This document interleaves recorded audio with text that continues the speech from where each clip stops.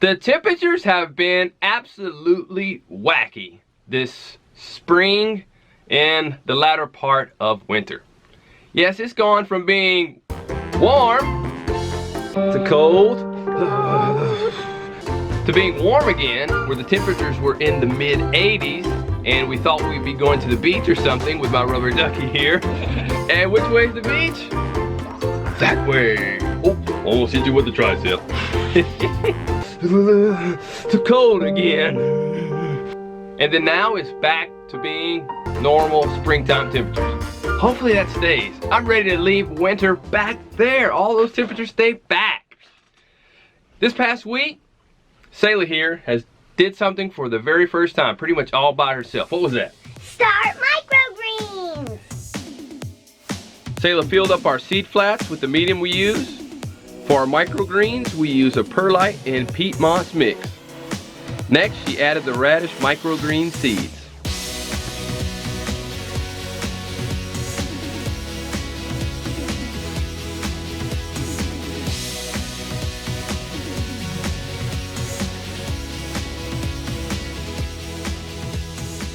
Something strange happened this morning. We heard this loud crash, didn't we? Yeah. I had no idea what it was. So the sound came from the direction of the grow room. So I walked out, walked into the grow room, looked on the floor, and saw bricks. And where did these bricks come from? I looked up. These bricks were supposed to be sitting on top of my microgreens. But you know what? Microgreens grew up, and they have so much plant power in their growth, they just popped those bricks, those 4 bricks, right off the seed flat into the floor. And that was the loud crash that we heard. So that shows you the power of the greens, or the power of plants. Plant power. Plant power. Also this week, we have been pretty busy transplanting all the different transplants that we've had that were just busting out and ready to be into the ground. We're doing so at a risk because, like I said, the temperatures have been all over the place. But earlier this week, we got the kale transplanted. I worked on doing lettuce. And with the lettuce, I started off, and with any transplant, I like to use this tool that basically we call it a dibbler. But it is basically a homemade dibbler. It is a hammer with the handle on the end, which is has been broken and chipped off where it makes a little point. And I put that hammer in the ground because our soil is still needs more organic matter, and we still need to work on it. I can't just reach my fingers in there and open it up real easy to put the transplant in. We need this dibbler to open up the ground. I turn it so that way it makes a hole, so that way I can put my transplant in and then just kind of cover it with the soil around it. So we use the dibbler. Then after that, took my tray, popped out the transplants for the lettuce, put them in the holes, and off we go, transplanting the lettuce. Next, I moved to where I was working on the basil. And with the basil, I had to remove some of the unwanted plants that were growing in some of the landscape fabric holes, just because it's been so long since I've been able to get an actual plant in those holes. So we had some unwanted plants that were growing. And then as I was doing that, something startled me. I was like, whoa! It was a toad. Toad popped out of the hole. I was like, was not expecting that. Once I cleared out the unwanted plants, then I put in the basil.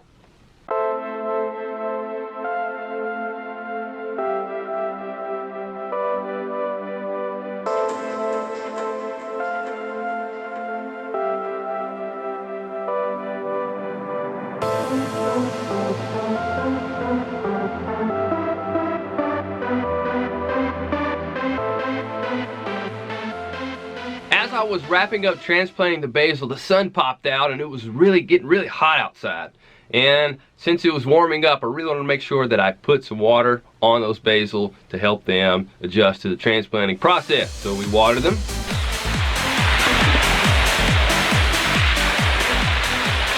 After I watered them, somebody else wanted some water. Micah, you want some water? Here. Here. That's a silly It's like I'm giving water to a prisoner or something.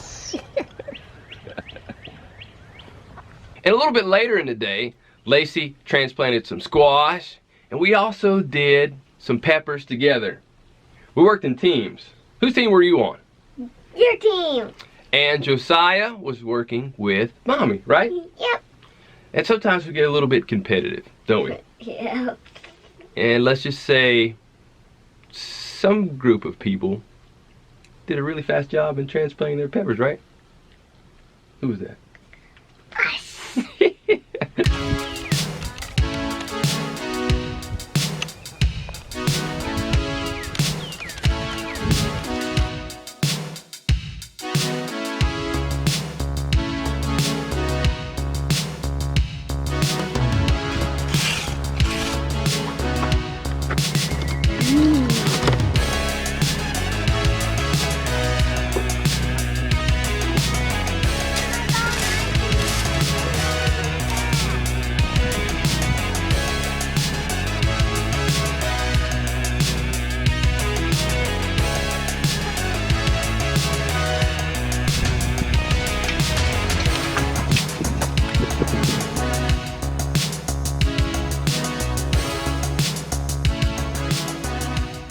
If anyone is interested in any of the products that we have and use here on the farm, our tools such as the landscape fabric, well, we provide that information in our farm gear in the show notes below. So make sure you check that out. Well, that's just about it for this vlog.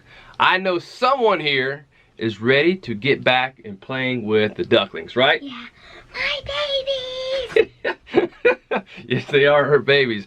And this one picture that we had, she was in there. She was in the brooder with the ducklings, and they were all over her, just like a mother hen, mother duck, right? Yeah. We haven't talked much about the ducklings here in this vlog, but make sure you stay tuned because we're going to be talking more about the ducklings in some upcoming vlogs.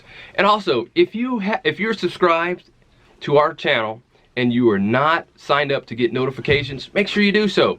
Each time we release a new video, you'll get a notification if you're signed up for it. So make sure you are.